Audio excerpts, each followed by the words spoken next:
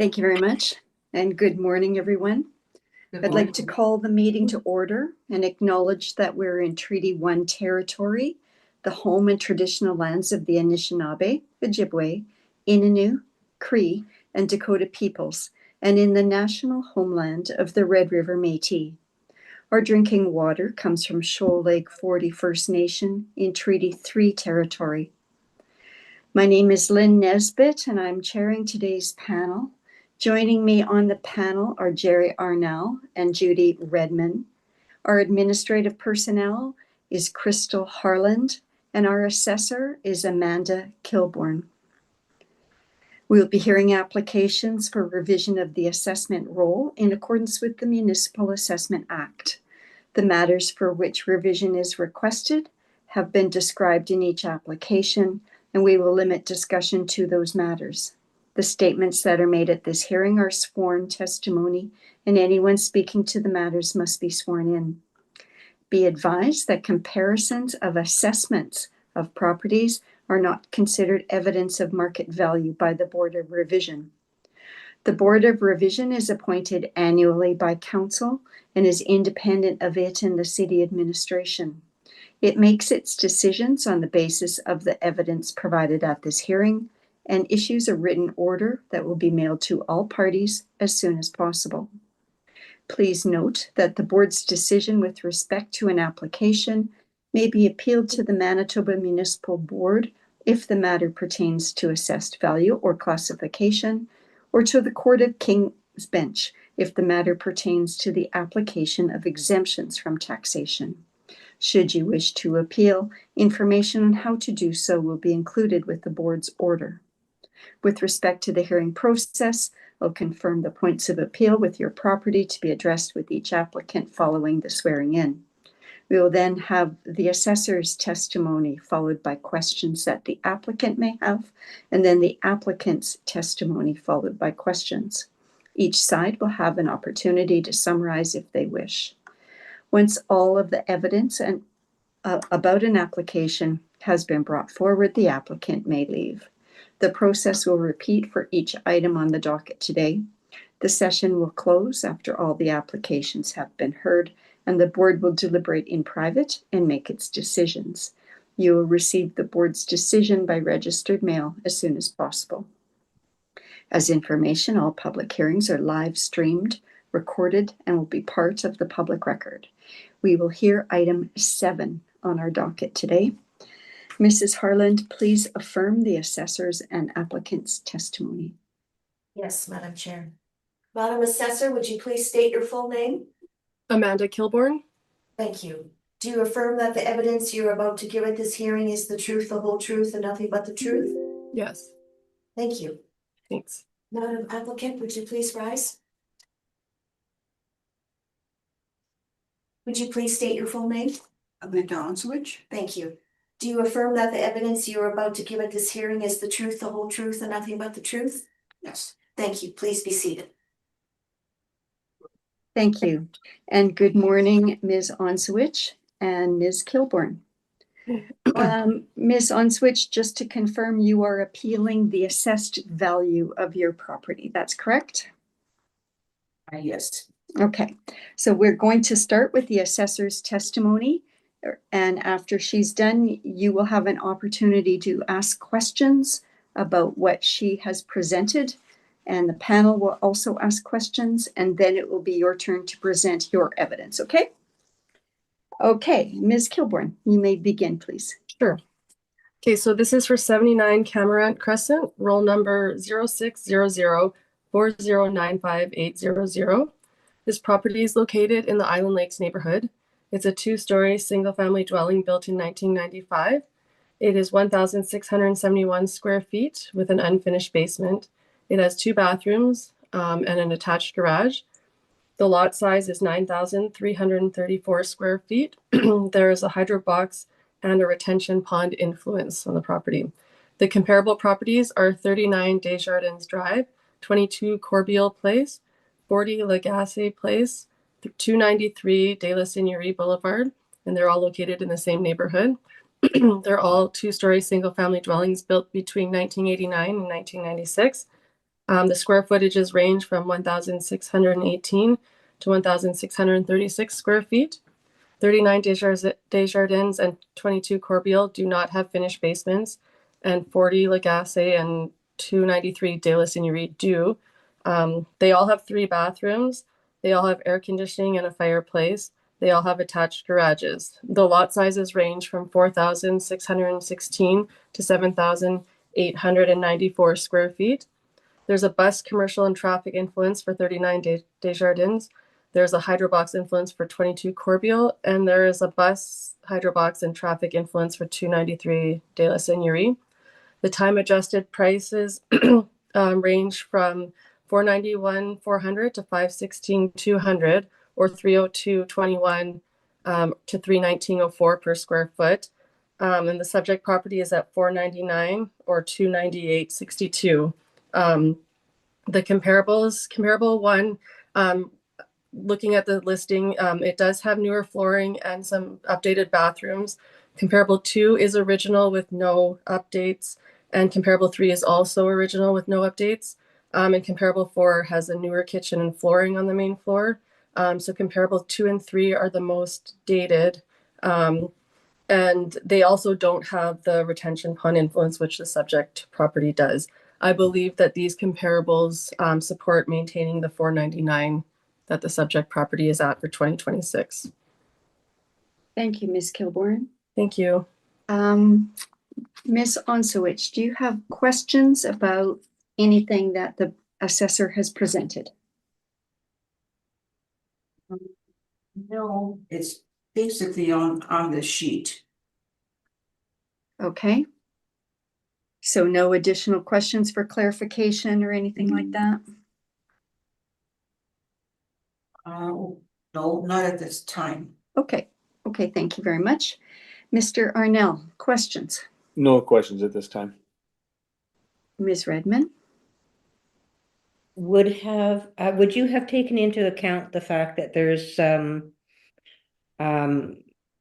the basement is finished in 2 of the properties that are comparables and not in the Yeah, there would be added value for a finished basement, yes. So- But also, yeah, so there would be value that is added to a property to have the finished basement. There is also added value to the retention pond influence that none of the properties have. So that is also something that is taken into consideration too. and the central air and the fireplaces as well. Yes, yeah. So those would be other things that would be taken into consideration. Yes. And did you have an opportunity to go in and have a look at this property, the subject property? I did not know. Okay. Thank you. That's Thank all. you. Thank you very much. I note that the assessed lot size for the subject is quite a bit bigger. Mm-hmm. Did you have a chance to see if there was any comparables with a similar size lot, or would that There matter? wasn't any retention pond comparables. I did try to look for that. And so no, those ones typically have larger lots. I wasn't able, I guess comparable 3 would be the closest in size based on the lot size. Mm-hmm. But it has no influences at all, right? Yeah. No, it doesn't back onto anything, no. So is the hydro transformer box negative? We just added for our records. It doesn't affect the value. We don't have that affecting the value either way. It's just listed on there. Okay. And is our subject property original to 1995? Have there been any upgrades over time? I'm not aware of any. I would say that it would, from what I know, it would probably be original, but I mean, the homeowner would be able to discuss that better. I did not do an inspection, so. Okay, fair enough. Yeah, fair enough. We have it listed as original with no upgrades. Like it's still at the original date of 1995. So okay, that's our what's records. Yeah. And no central air. We don't have it on record. Okay. Okay, I'm not sure. we can ask the applicant about that. Central air. Okay. Now these sales, which one do you think would be most comparable? Based on if we're looking at dated and original.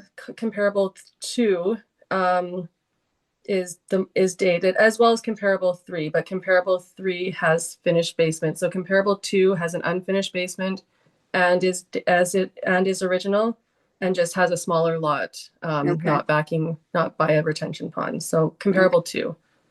Okay, thank you.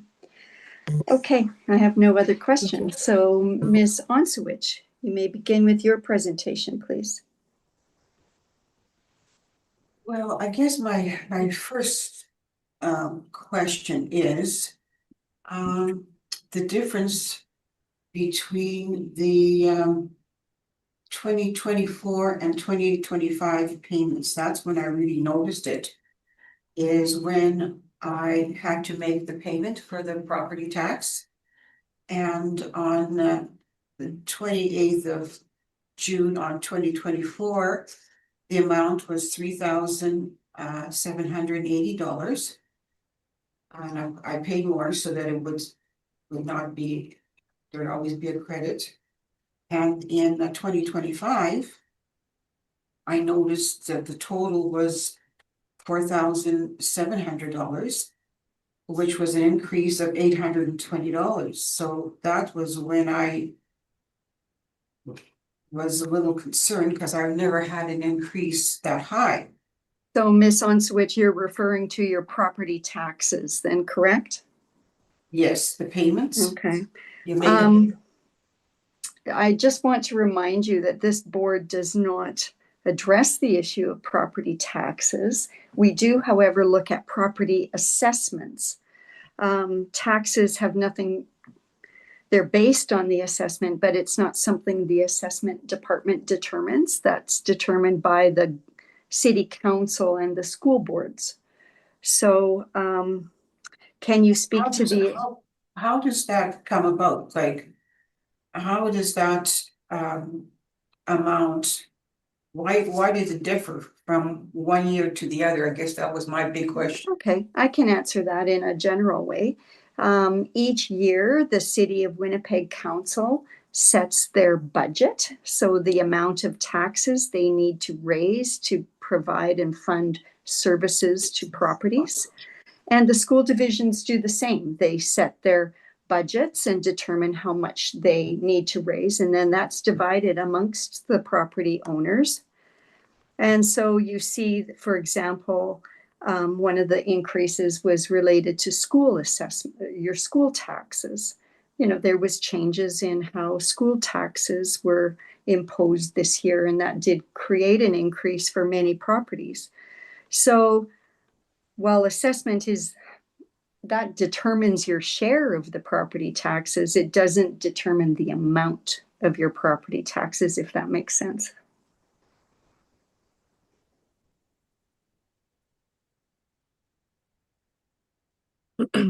Well, yes, according to my calculations, it's from last year, it was, of course, 3,780.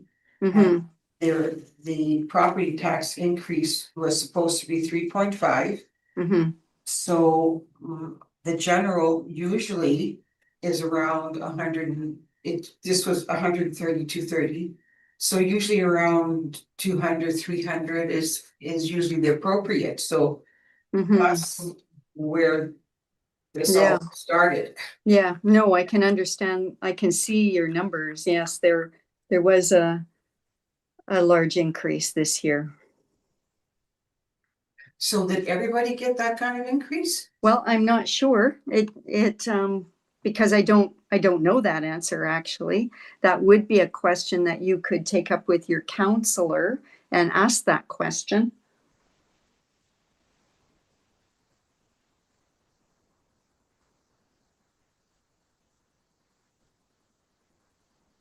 Okay, so because does the insurance on the house have any bearing? Like the insurance for 2025, the house was estimated at 447,000, and for 2025 it was estimated at 460,000. Are you talking That's- there? Are you talking there? You're not talking about your assessment there, No, right? You're talking about my house insurance. Yeah. And again, I think they would be pulling that number from some broad market indicators like what the banks do, but I'm not too sure how that portion works.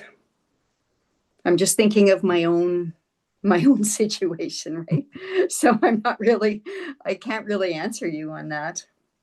It's not kind of that's not what we deal with as a board. Because apparently the assessed value is 499,000. Yes, that's what the assessment department has Right. assessed at. According to my insurance people, they've assessed the house for 460,000 for this year. Mm-hmm. So that's where I find is the difference. Do you feel that the 499 is fair? Is what it should be? I think it's too high Okay, and why do you think it's too high? because of the previous amount I've paid in the assessments and the taxes. Well, whatever was assessed last year and the taxes. And compared to what my house insurance is, they're insuring my house at 460,000 at a value if the place burns down. Mm-hmm. So I think that based on the year before and this year, it's comparable amount. And I feel that the 499 is too high. Okay. Okay. Ms. Kilborn, And go ahead. and on 20, I guess there's that inclusion on 2013. Mm-hmm. At that point, they had put that there was a finished basement in the home. Mm-hmm. And I was able to talk to Brent McIntyre, the supervisor at the time, and there was no finished basement. So based on that amount, it just showed that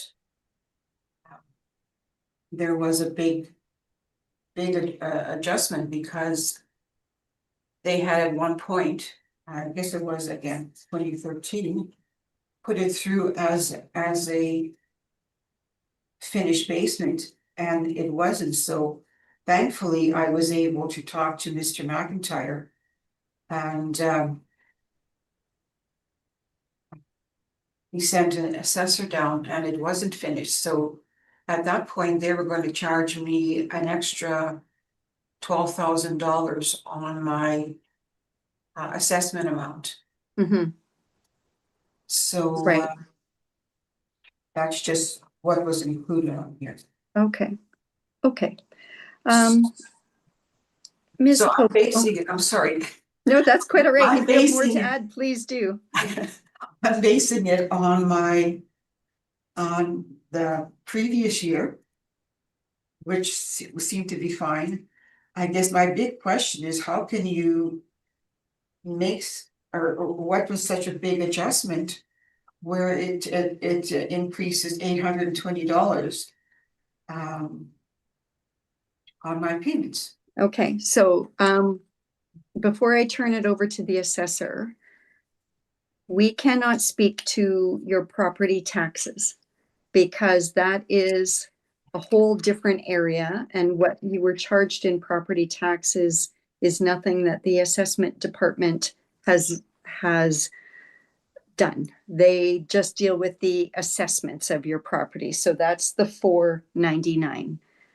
So I'll let Ms. Kilborn ask you some questions and then we'll go from there. Okay? Yeah. Okay, Ms. Kilborn. Okay, so just a couple of questions to make sure our records are correct. So do you have central air conditioning or you don't have central air conditioning? Yeah, yes, yes. Okay, so you do have central air conditioning. Okay, perfect. So I don't have that on record. So, and we do have you as having an unfinished basement. So your basement is unfinished. But we have just one full bathroom and one half bathroom. Is that accurate? Say that again? We have you as having one full bathroom, like the shower bathtub combination, and then just one half bathroom, like the toilet, the sink combination. Is that correct? Or do you have an extra ensuite bathroom as well? Are there 3 bathrooms in the house, or is there just 2? A full bathroom. Yeah. Is a shower. Bathtub? Oh, okay, yeah. Yeah, okay. Yeah, a I think bathtub it's one shower full and one combination. half. That's a full bathroom, yep. So you have one of those? Just one full and one half. Okay, and so there's no ensuite in your house? That one is the full. Oh, that is, okay, so then there's And the no one bathroom one in of the main hallway. level is Okay. half.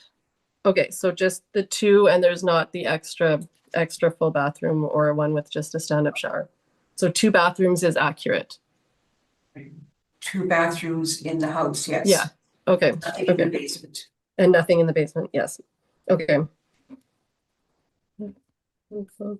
And there is no fireplace, you said, correct? No. Okay. Okay, I don't have any other questions. Thank you. Thank you very much, Ms. Kilborn. Ms. Redmond, do you have any questions for the applicant? I do not have any further questions. Thank you. Thank you. Mr. Arnell? No questions, thanks. Okay.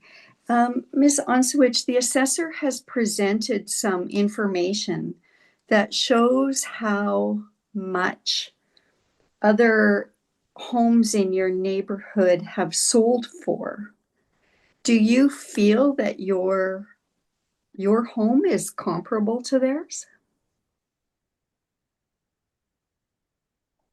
I don't know. Okay. I can't tell. Okay. Um.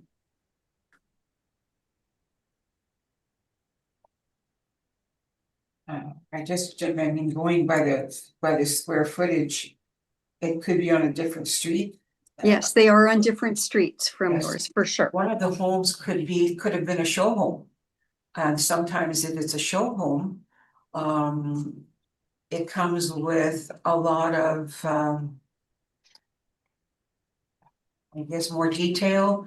They like to, show all the products, so that the buyers will buy it. So that, of course, if it was a show home, Okay. it would have a lot of the extras, everything would be up to the best possible, I guess, whatever, arbrights or Okay. hardwood floors and granite tops and et cetera, et cetera. Okay, and are you aware, were any of these show homes back when they were first built? No, I don't, I'm not. You don't know? Uh, Ms. Kilborn, would you know just offhand? None of the listings said former show home, so Okay. I don't know. Okay. Okay. And Ms. Onswich, do you back right onto the retention pond or? the last one at the very last part of the retention pond. Okay. So actually half the backyard is sloped, so. Okay. Sorry, can I ask one question do you have a fence in your backyard, or is it open to the other properties behind you? I just was wondering about that. Like, can you get to the retention pond, or are you blocked off from it? You can get to the retention pond. So there's no fence back. Okay. I just was unsure. What happens is all the properties are right down to the retention pond, so Okay. there's actually no walkway or anything there. Okay. Okay. It's just all open to the back.